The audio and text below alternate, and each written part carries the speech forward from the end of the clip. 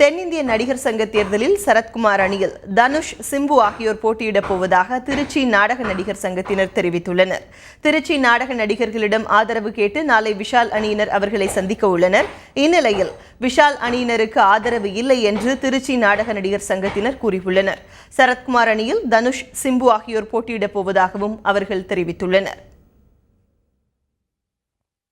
நடிகர் விஷாலுக்கு நான் ஒரு சவால் கொடுக்குறேன். திருச்சி மாவட்டத்தில் நீங்கள் இப்போ கூட்டம் கூட்டுறீங்களா, ஆலோசனை கூட்டம், அந்த நாளைய கூட்டத்தில் 2 பொட்டி வைப்போம்.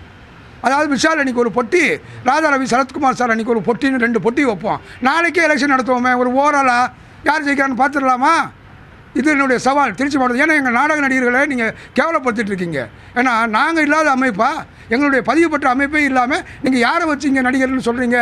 ரோட்டில் போகிற வரவனெல்லாம் வச்சுக்கிட்டு நீங்கள் உங்கள் ரசிகர்களை வச்சுக்கிட்டு நாடக நடிகர்னு எங்களை கேவலப்படுத்துறீங்க. இதை நிறுத்தணும் விஷால் அவர்களே, தயவு செய்து இதை நிறுத்துங்க.